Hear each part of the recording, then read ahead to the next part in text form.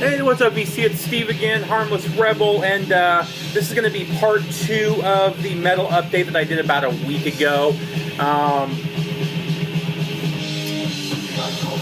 There's a combination of things I'm going to show. I'm going to show the rest of the albums that I bought as part of that last package. I showed about 7 of the albums were in that video last week. Here's 6 or 7 more. Again, I bought those from oldies.com. They're doing kind of like a warehouse clearance sale, and I've been able to pick up some really good stuff. Most of it's for under $5. So, and then additionally, I've got a trade that I did a couple of weeks ago, and I'll show that as well. But first, in the background, we're listening to Schizophrenia from Sepultura. This is actually a Korean pressing. I don't know if you can... Oh, well, right there you got the Jigu. You got the price tag from Korea. I actually bought this in 98 or 99 when I was in Korea. So, some early Sepultura though. Sepultura is one of my favorite bands from the late 80s and early 90s. I got into them really in about 91, and then just been into them ever since. So let's go ahead and start with the trade. The first thing I did, I did a trade with Keith Tobler. I think I'm saying that right. From the YouTube VC channel on Facebook.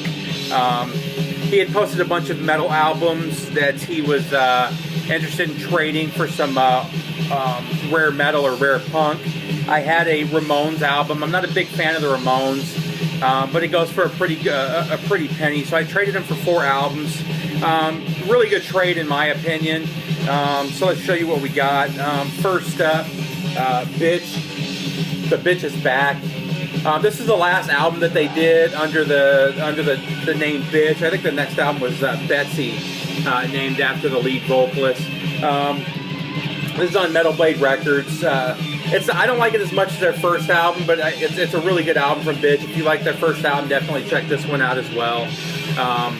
That was also just a great era for Metal Blade Records.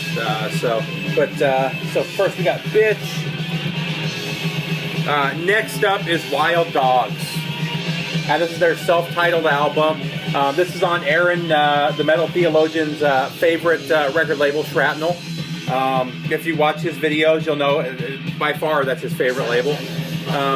This is actually the first full-length album that they released on the label, and the first band they signed. The first 2 were their U.S. Metal. Shrapnel number 1 and 2 were U.S. Metals 1 and 2, and then this was Shrapnel number 3, Wild Dogs. It's a good album. I remember liking this better. I heard this years and years ago, and I remember really digging it.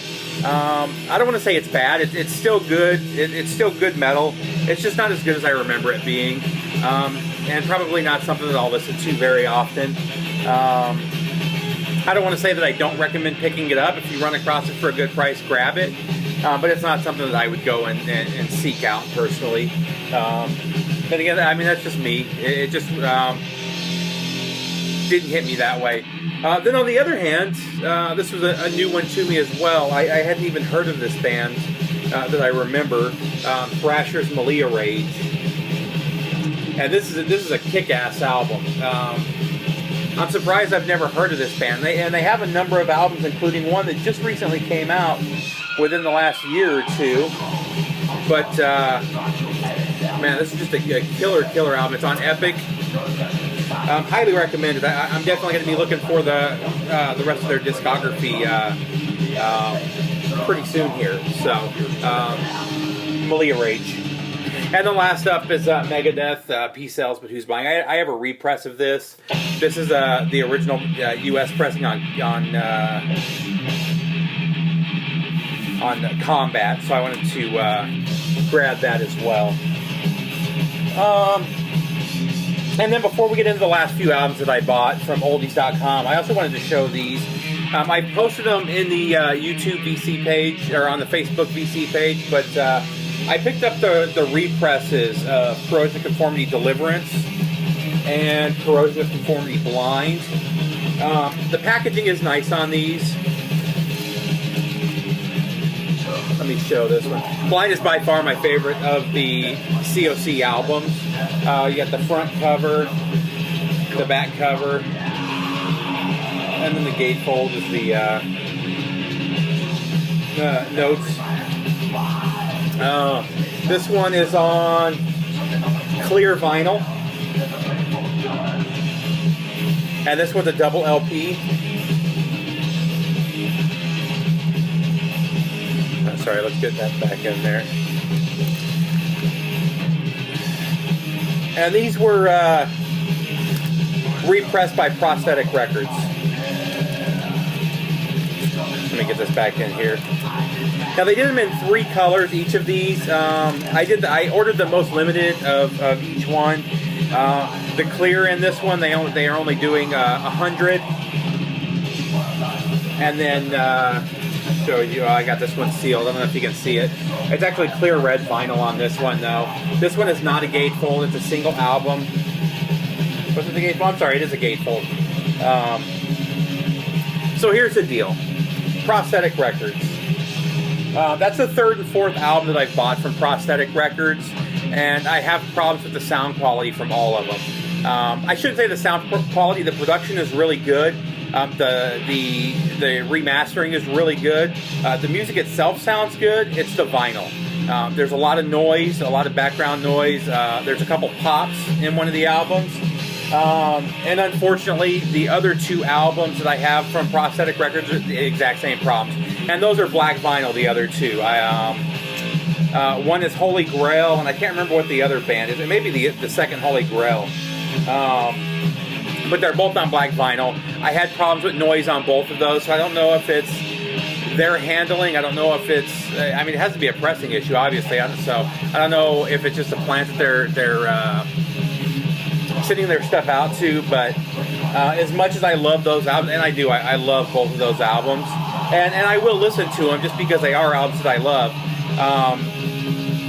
There's a lot of noise, and you know, I just can't recommend that you go out and spend $30. I think it's $26 and $32 for the 2 albums. I can't recommend you go out and spend that kind of money on albums that don't sound as good as they should. So, unfortunately, I give a thumbs down to both of those, even though they're both albums that I love. So let's go ahead and move into these last few. There's some really good stuff in here. Some stuff that I just kind of took a chance on.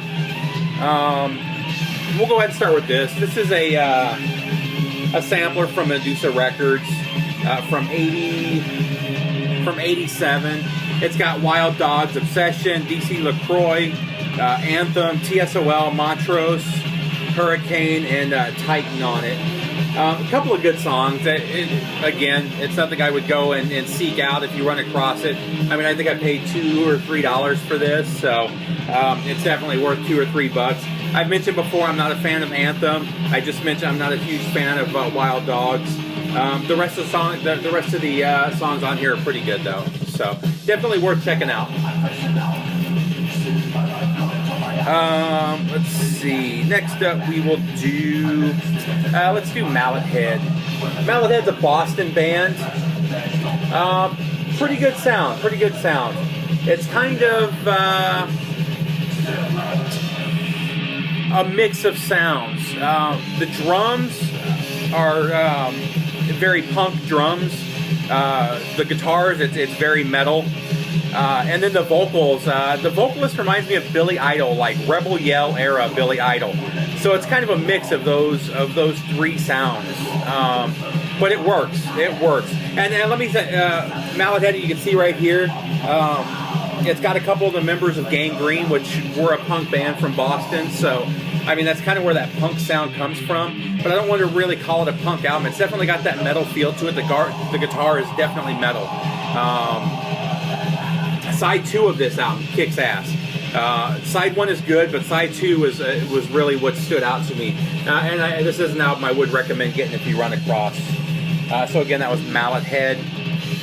Next up, I'll go ahead and we got Kick Axe. A little more Canadian metal. I have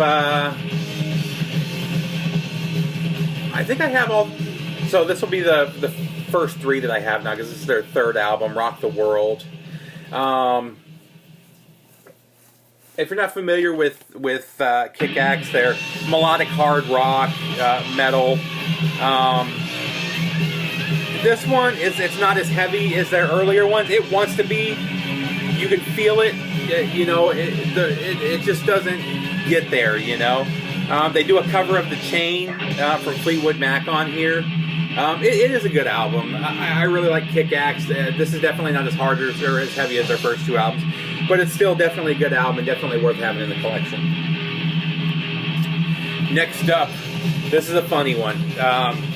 So we've got Digger, Stranger Than Ever, Stronger Than Ever. It should be Stranger Than Ever, because if you're familiar with the album, it's definitely different. So Digger is another name for the band Gravedigger, who on every album before this went by Gravedigger, and on every album after this went by the name Gravedigger. For some reason, in, what was it, 86, I think, Digger decided, you know what, let's change our sound. And they literally did this like 8 months after releasing the prior album, which was straight up thrash. And they come out with this, and this is keyboard-driven rock. There's some hard rock elements, there's some great riffs to it, but there's really nothing. Here's the deal: it's a good album. I definitely recommend checking the album out. I'll listen to it. It's not Gravedigger, definitely not the Gravedigger that you know. And I've seen some interviews with the singer and the guitarist where they talked about this was just kind of like a concept thing.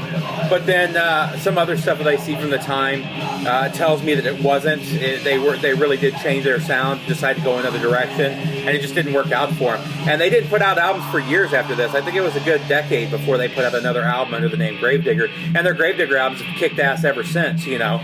And this was just kind of one of those things, you know. It's kind of a one-off. But again, it's a good one-off. You know, on a 1 to 5 scale, I'd give it a 3, 3.5. It's still worth checking out. So, but don't expect to hear Gravedigger when you pick this up. I mean, the cool thing is that they did go by another name for this album, so you don't confuse it. Because I would be upset if I would have bought this thing and it's Gravedigger and find out that it's not. And talk about ridiculous album covers here. You got Terminator meets Howard the Duck. You know, I don't know.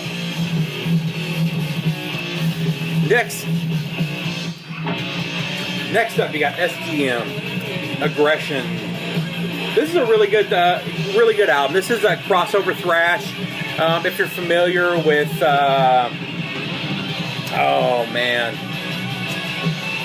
like Cryptic Slaughter, that type of sound. I really dug this. The vocals took a little bit of getting used to. He's got a kind of a different sound to his vocals, but it's just really good crossover thrash. The album's from '86. The band's from Seattle. I couldn't find much about this band. There's very little information out there. This was their only release, from what I can tell, before they split up, and definitely worth checking out. You know, again, I got it for under $5, so you know, this was something. It's definitely worth having it. Again, it's on Medusa. They do a cover of She on here. That's pretty much all I can say about this one. Check it out. And then last but not least, we have Cities, Annihilation Absolute. This album is an ass kicker. This is a killer album. I cannot believe I have never heard of this band. I cannot believe that this band didn't go on to be bigger. I don't know if this was a side project or if he had left the band for a time, but this has AJ Pirro on drums from Twisted Sister. And also, more recently from Adrenaline Mob. I don't know if he had left the band for a period of time when he did this, or if this was just a side thing. The vocals on here are amazing. The music is just kick-ass. The bass player actually went on, I want to say in like 2010, 2013 era, 2012, 2013 era, played for Anvil, who I showed in the last video. So if you find this, pick it up.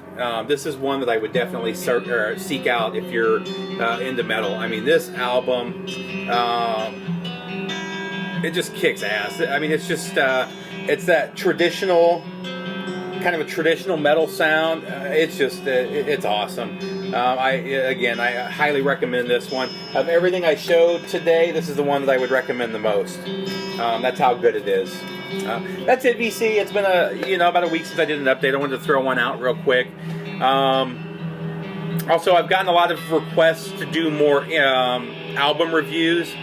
So I'm gonna start doing that. I think I'm gonna do another. I'm not gonna do it as part of my VC channel though. I think I might do like a Harmless Rebel reviews or something like that. I'll talk about that when I actually get it set up.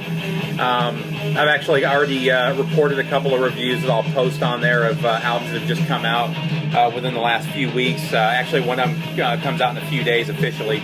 But so I'm going to start doing that as well, just kind of a little side thing, and they'll be short. They're going to be 4 or 5 minute reviews for the most part. So definitely check those out.